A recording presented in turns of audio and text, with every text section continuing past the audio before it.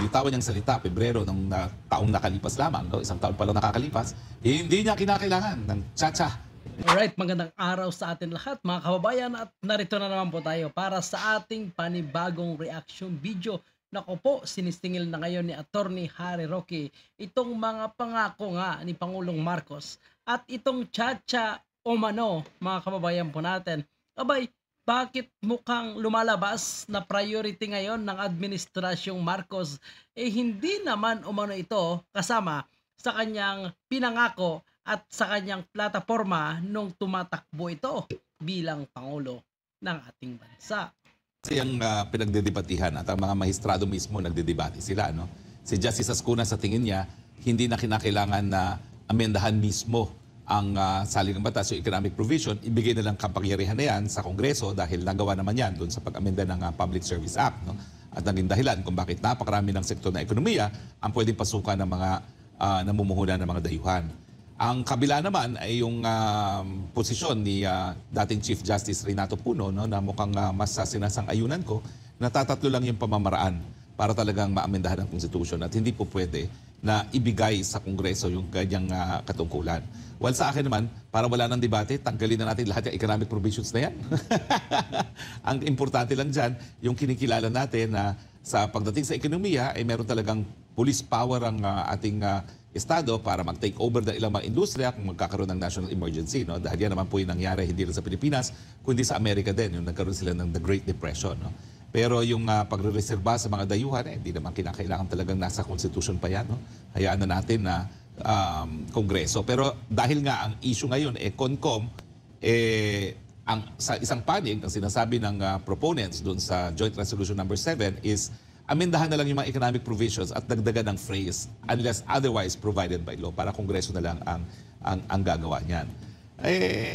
Sa akin, unang-una idaan natin sa tamang proseso. Kasi pag dinaan natin yan sa proseso na literally hindi naman nakapaloob sa ating saligang batas, baka mamamaya mapawalang bisa rin yan.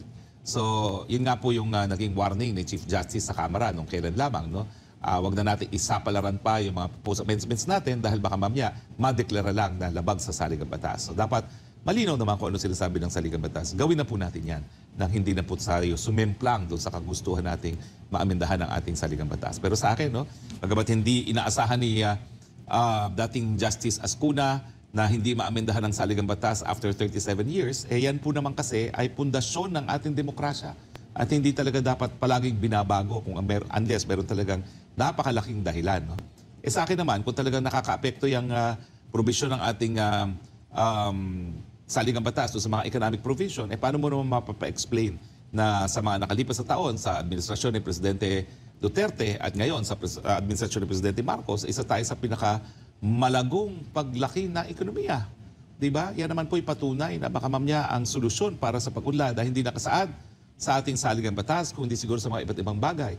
Yung presyo ng kuryente, yung batas pagdating sa pag-i-empleo ng mga tao, yung issue ng korupsyon. Baka yan ang dapat nating tutukan dahil yung mga Tama po yan, mga kababayan po natin kasi kahit yung mga Pilipino na iniwala na itong plano nilang pag-amend ng ating konstitusyon o yung pagbago ng forma ng ating gobyerno, abay, mayroon silang masasamang plano. So kasama nga umano itong term extension at kapag binuksan na umano mga kababayan po natin itong ating konstitusyon, baka may maisingit na hindi naman alam ng ating mga kababayan, tayo mga ordinaryong Pilipino, dahil kung simula ng bubuksan, anytime umano pwede nilang isalpak ang kagustuhan po nila. Yung problema nga mga kababayan po natin, kahit anong bukas pa ng ating umano yung mga investors, open yung mga investors sa atin, yung problema, nako, saan katutak naman na piste ngayon ang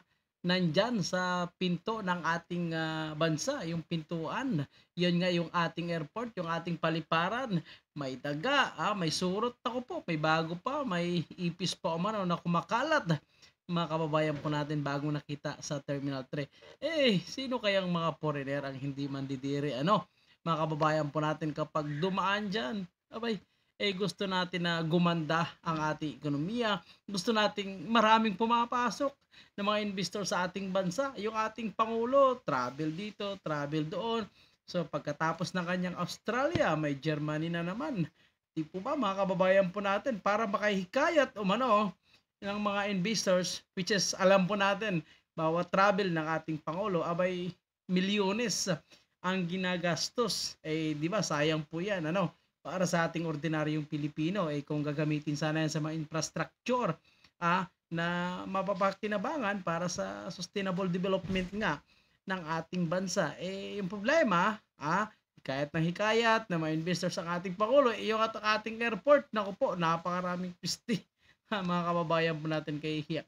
Sigurado pasok na naman po tayo nito sa worst airport sa buong mundo dahil sa kapabayaan ng mga namumuno sa DOTR pati na rin mismo sa MIA or sa NAIA, mga kababayan. Malalaking ekonomiya, sila rin yung mga merong pinakamalilitis na gobyerno. At pinag-uusapan natin dyan, siyempre, yung mga Nordic states, no? Yung mga Sweden, Finland, ayan, halos walang mga korupsyon dyan. At Singapore, no? At yan, nakikita natin na parang may korelasyon, may kinalaman ang pagiging malinis ng mga gobyerno sa pag-unlad ng ekonomiya. Naalala ko ang sinabi dati ni Justice Davide, dating CJ Davide attorney, na sinabi niya walang problema sa konstitusyon. Yung pagpapatupad ng konstitusyon ng mga batas ang may problema. Oo nga, siyempre. Okay. At, hindi naman tayo sumemplang na sa ilalim ng 1987 Constitution. No? Well, alam mo sa tingin ko, ang punot dulo pa rin ito, wala kasing sinseridad yung mga nagsusulong ng pirma. Kunwari, economic provisions ang gusto nila, pero talagang gusto nilang tirahin yung mga political provisions. Dahil nga hindi mananalo yung kanilang kandidato. Ngayon, nakakalimutan na natin, hello! Bagamat lahat tayo ngayon nagdedebate sa economic provisions at yan ay tama lang naman dahil lahat dapat pagdebatihan. Grabe ang tirada talaga ni Attorney Harry Roque, mga kababayan po natin. Ang kanilang kandidato na hindi mananalo. So alam na po natin yan kung sino nga ang tinutukoy ni Attorney Harry Roque. At alam niyo po mga kababayan po natin na may sama ng loob talaga ito si Attorney Harry Roque ngayon sa administrasyong Marcos. Pero ngayon nakita po natin na medyo naglaylo ito. Baka ito din dahil ang ating dating Pangulo, itong si Pangulong Digong, medyo naglaylo ngayon sa kanyang mga atake sa administrasyon ni Marcos Jr. So kita natin medyo naglaylo ngayon si Attorney Harry Roque. Pero nandiyan pa rin ang kanyang pahangin, yung kanyang patama sa kanyang kumbaga tinuturing niya ngayon na umanay tambalos-los ng administrasyong Marcos. Baka mamaya magulat na lang tayo na ang debate nakatutok lang sa economic provisions tapos ang babaguhin kung magtatagumpay nga ang Kamara na walang separate voting ang political system of government natin. Ang nakikita rin kasi din ng ibang mga observer attorney, unlike sa panahon ni dating Pangulong Duterte, kampanya pa lang, na-open na niya na bukas siya sa pagbabago ng konstitusyon at isusulong nga itong federalismo. Di ko maalala kung meron bang nabanggit during sa inyong kampanya attorney sa Uniteam na baguhin din ang ating sistema ng Wala konstitusyon. Hindi niya pangako yan sa kampanya In fact, ang binitawan niyang salita, Pebrero ng taong nakalipas lamang, isang taon pa lang nakakalipas, hindi niya kinakailangan ng tsa-tsa ng economic provisions para mag-unlad. Tayo naman, hindi tayo nakakalimot sa mga ganyang mga binibitawang salita at hindi pa rin natin naiintindihan kung bakit matapos ang isang taon lamang, balentong na nga ang sinasabi ng ating presidente. No? So, either gusto niya o ayaw niya, hindi naman po pwedeng pareho. Diba? Choose only one, Mr. President. Yeah. Attorney, yung balikan ko lang yung sa tsa-tsa, yung unless otherwise provided by law. Tingin mo, meron pa bang pwedeng remedyo yun? Kasi nabanggit nga ni Justice Puno, kung di ako nagkakamali, na siya pwede siyang ma-challenge prone sa challenge. Yung unless otherwise provided by law, considering sa kailangan mayroong tatlong pamamaraan lang ng pagbabago ng ating konstitusyon at hindi lang simpleng pagpapasa ng batas. Tingin mo madali lang naman yun, halimbawa kung babaguhin nila, meron bang remedyo doon? Or talagang i-specific na lang nila, mas may ganda ba? Pag kasi walang sinseridad sa kanilang tunay na intention, ganyan ang Parang nangyayari. tamad lang. Oo. Alam mo ang problema dyan? Tanging taong bayan lang ang po pwedeng magbago ng saligang batas sa pamamagitan ng plebisito. Ang papilang ng Kongreso at saka ng Constitutional Convention, Congress sitting as Constituent Assembly, may propose amendments. Sila po pwede magbigay ng mga proposal kung paano amendahan ng saligang batas, pero taong bayan pa rin ang huhusga. Kapag binigay mo yung kapangyarihan na yan sa Kongreso, talaga namang posible na yan ay mapawalang bisa dahil yan ay undue delegation of sovereign powers. Hindi lang po yan legislative powers, kung hindi sovereign power dahil tanging Pilipino lang ang po pwede magbigay buhay sa ating saligang batas at kahit anong pag-aminda sa ating saligang batas. So ako, I'm inclined to support the position of Chief Justice Puno.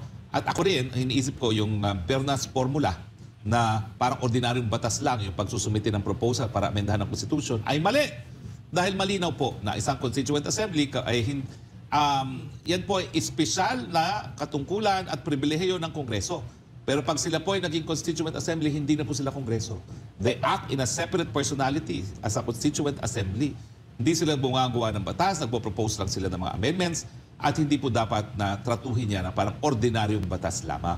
So sa akin, mas mabuti pa, wag na tayong lumabas pa doon sa lengguwahe ng saligan batas kung talagang seryoso tayo. No? Pero minsan kasi, siyempre, nagsalita ang presidente, hindi mo maintindihan kung ang intensyon naman ng Senado, idribol lang ng idribol hanggang mawalan na ng oras. Paano ngayon yan? Kung ang intensyon nila, idribol lang mawalan ng oras, gusto ngayon ng PBBM, isabay sa eleksyon. O isa na naman balakin diyan, kailangan pag-aralan yung desisyon ng PhilConsa, no?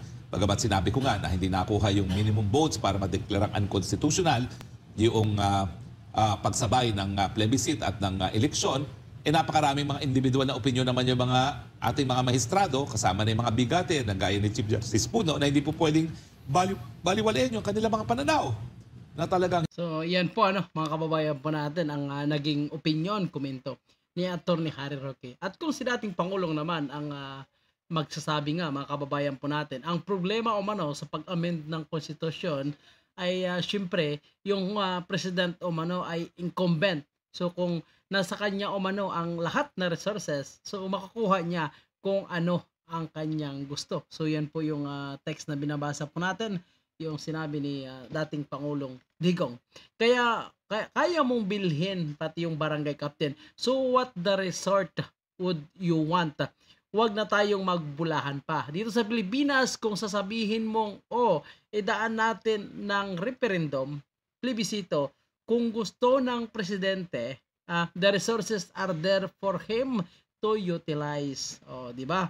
Ang bobo naman, niya, kung patatalo pa siya. So, ibig sabihin mga kababayan po natin, sinasabi nga ni dating Pangulong Digong, na kung gustuhin talaga ni Pangulong Marcos, lalo na sinusuportahan siya nitong House of Representatives, ang yung pagbago or yung pag-amend ng Constitution, which is pabor sa kanilang pamilya, kaya talaga gawin ng presidente. Hindi na kailangan magbulahan, lalong-lalo na hawak nila ngayon ang House of Representatives. Siyempre ang mga senador talagang susunod na lang yan kung ang presidente na ang magsabi, basta dito pa lang sa House of Representatives ay papasa na, yung Senado ay baka magiging sunod-sunuran na lang.